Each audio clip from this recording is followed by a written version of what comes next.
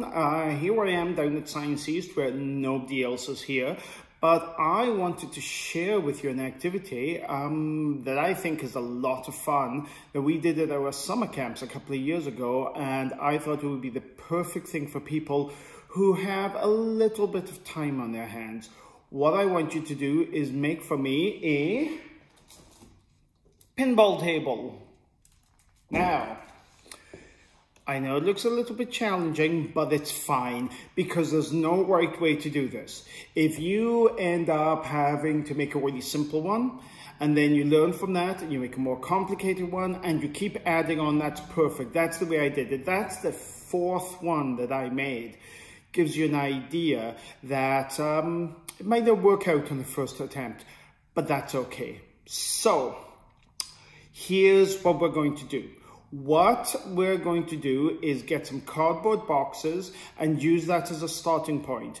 Now, I'm going to show you some things about how I did it, and I'm also giving you some instructions that our friends at the Science Museum in London made for a pinball table as well. And if you look on YouTube and other places, you will find much more complicated ones than this, much more complicated.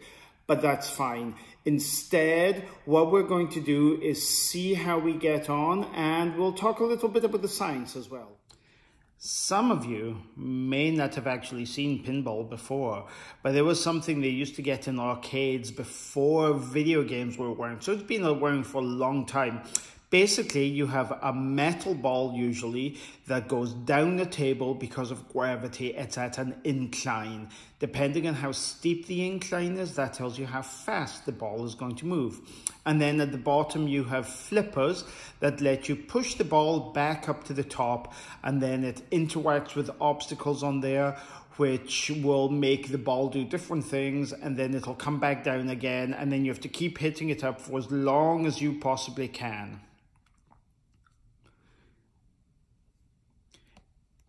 In this table here, let's look at some of the features. First, we'll look at the flippers. So the flippers I have are made out of popsicle sticks, the bigger ones. And if I pull down, you'll see it goes up. So it's on in an axle in the middle. And when I push up like that, I can hit the ball. And then if I let go, it goes back down, because at the side, I have an elastic. So when I pull down on there, then the elastic is going to pull it back again. And that makes it easier than just trying to flip the popsicle stick by itself. The launcher for the ball. Now, in pinball, you've normally got something with a spring in it. And that was super complicated, so I tried to make it simpler. And what I've done is just made a little flipper, kind of like a person on a foosball table. So if I put the ball there, the marble, then if I push like that, if I do it fast enough, it'll go out the top. We'll wait before we do that. Next thing we have obstacles. Now, you can go kind of nuts for that because you can use anything. I've made a bunch of ramps and other things with cardboard. Like over the side here, if I put the marble at the top, it will go down and come out the bottom again. And then I have some gates with flippers up at the top there, and they will spin round as the marble hits them as well. I even used a fidget spinner because they're really cool. They spin easily, so if the marble hits it, they will spin and make the marble change direction as well.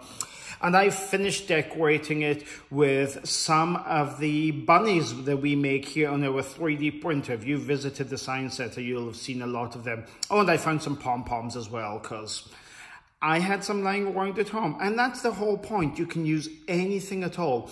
If you want to use Lego, if you want to use K'NEX, if you want to use anything that you have at home, you can stick it on there.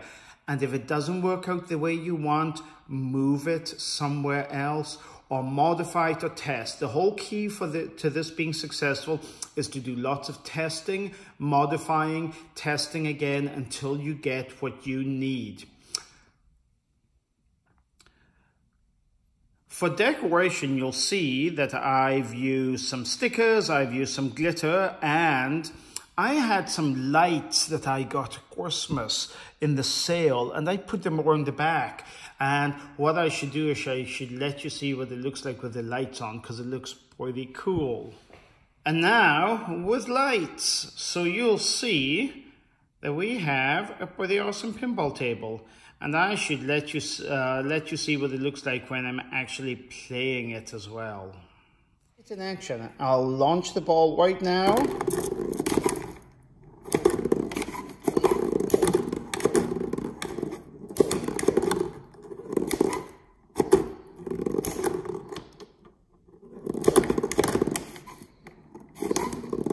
Oh, too bad.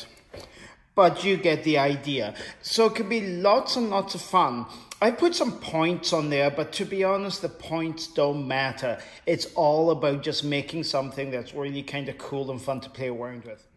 So you get the idea, and what we'd like you to do is, after you've finished, is to take some video or some photos and share it with us so we can see your amazing creations, because that's the only way we get to see them just now. And if you have any questions about anything as well, just leave some comments below or shoot us off an email and I will get back to you and give you some help. A lot of this is just feeling it out for yourself and seeing what works the best. If you have any questions or need help with anything, just leave a comment below, or you can send us an email and we will get back to you. A lot of the time, it's just about testing to see what works. And if it doesn't work the first time, it doesn't matter. That's how science works. Even if it doesn't go the way you expect, you learn something about it and you know what not to do next time as well. So I think that's about it. Good luck, and I can't wait to see what you come up with.